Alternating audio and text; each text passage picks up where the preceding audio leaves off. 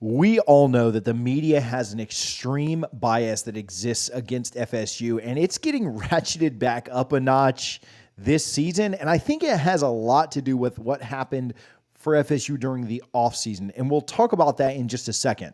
Now, before we get into this, I don't care about the polls. I don't think the polls are ultimately important for us as fans.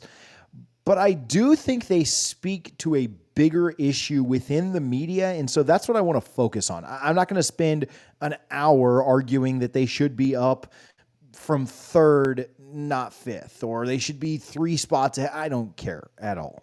There are certain people that the polls do impact, though, and we'll give some love, and we'll talk about those folks as well in a minute.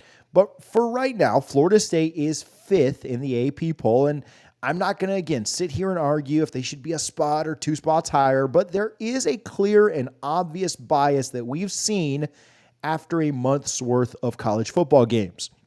Florida State had an admittedly poor performance against Boston College and won that game closely.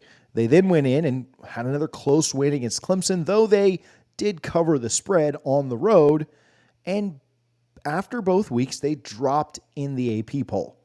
Now, Clemson dropped out of the AP poll after beating Charleston Southern 66-17 because they looked shaky in the first half. And at the same time, UF was vaulted into the polls after beating a bad Tennessee team. And UF even moved up 3 spots in the polls after barely beating Charlotte. So I get it. There's an SEC versus ACC bias. And I don't care who you cheer for. If you're watching this channel and you're watching this video, you know that that bias exists.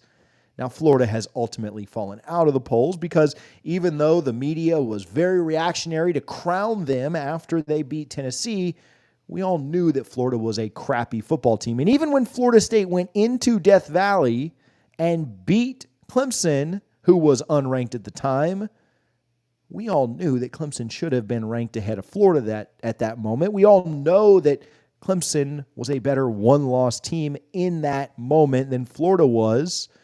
But the SEC bias and the SEC perception up against the ACC bias and perception that exists is probably just a little too strong at times. This is not the first year. This is not something new that you guys aren't familiar with.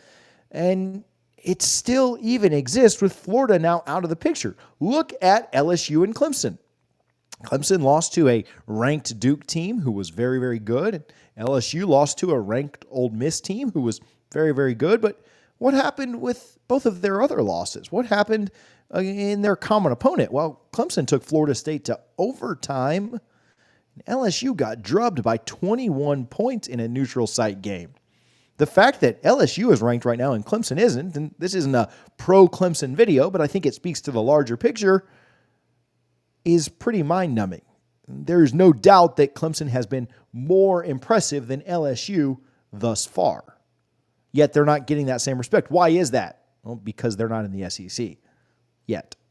We spent a lot of time talking about why polls don't matter in a previous video, and I'm going to echo that, but I do think they impact some things that we'll talk about in just a moment. But first, I want to give you some love to my buddy Alex Knapp. Now, we've told you about him in a few videos, and he's a diehard Seminoles fan who owns Knapp Accident and Injury, which is a law firm. They specialize in car accidents, Uber and Lyft accidents, personal injury, slip and fall, whatever you may need in that PI category, they can take care of you with.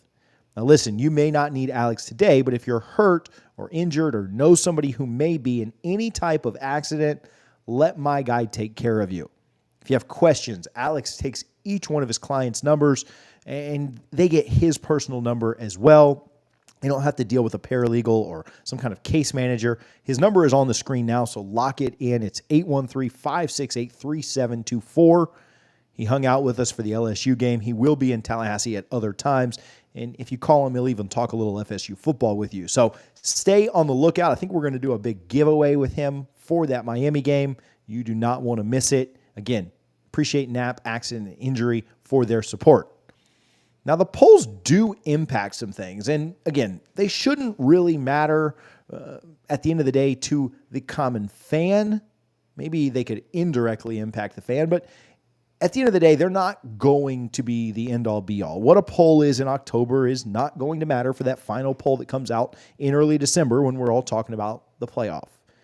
But they do impact things like kickoff times, and kickoff times are a direct result. If Florida State wouldn't have been playing an unranked Clemson team, I guarantee you that game would not have been a noon kickoff.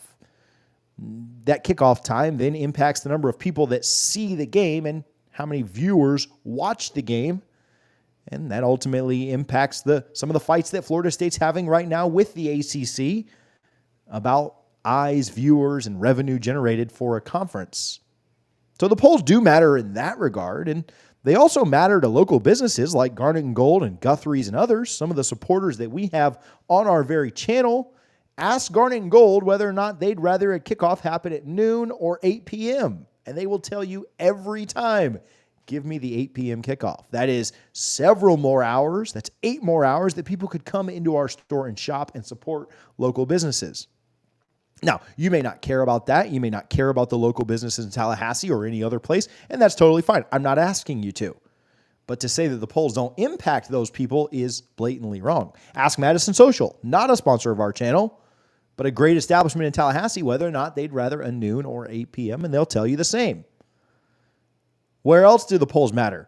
They do eventually matter for the college football playoff rankings. There is no doubt about it. Now, they do vary, and the college football playoff rankings, I think, do a better job than the scatter plot poll that is the AP or the coaches poll, but they do impact the mindset going into those games. They do impact the way and the lens of which that panel sees college football happening. If not for the AP poll and the coaches poll, they would have no way to base their rankings on any teams. How would you know who was better? Well, how would you rank or value wins? You would do it based on who has won or lost in that AP or coaches poll. Now, I do think it all ends up working itself out. I do think that at the end of the day, what happens in October for this poll or that poll does not really impact things at the end of the day for the college football playoff.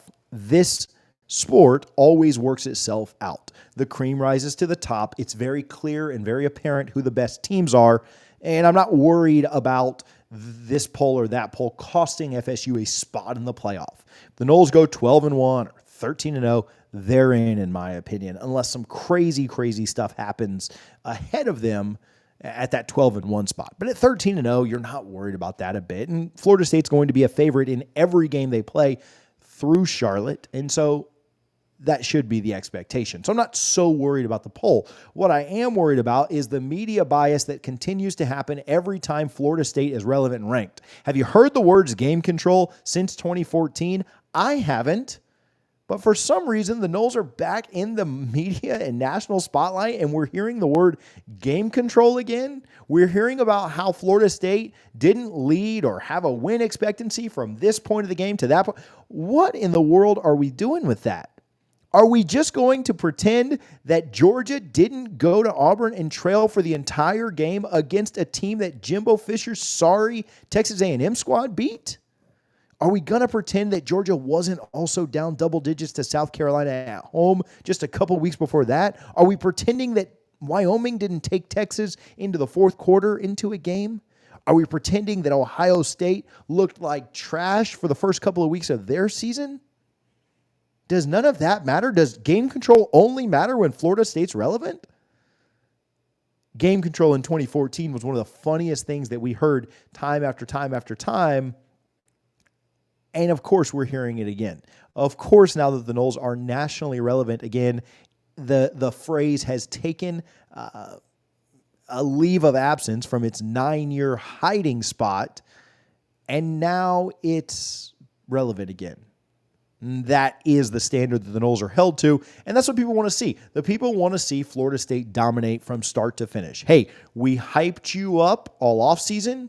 You can show no weaknesses. It doesn't matter if you have the flu. It doesn't matter if guys are hurt. It doesn't matter if you're down your starting safety or a couple of offensive linemen, or if your quarterback is throwing with one arm. We don't care. Florida State needs to dominate from start to finish, or we will pull out phrases like game control. Now, ultimately, this doesn't matter. right? We will get to the end of the year, and if Florida State is 13-0, 12-1, they'll be fine. Control the things you can control. Continue to go out there and play extremely hard. Go beat the heck out of the next 4 teams that you are significantly better than, maybe 5 teams that you are significantly better than and more talented than. Run up the score against Virginia Tech and Syracuse, and Duke, and Wake Forest, and Pittsburgh, and then go play your rivals, win those, and none of this matters. But it is funny to watch. It is funny to look at. It is funny to see how the game control narrative, after 9 years of hiding, is back, and it's impacting Florida State.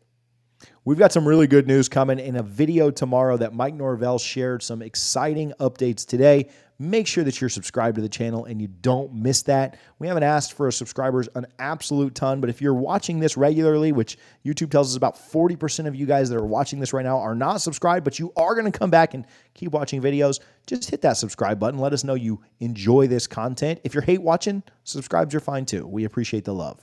Thank you guys for hanging out and watching. We'll talk to you soon. Go Noles.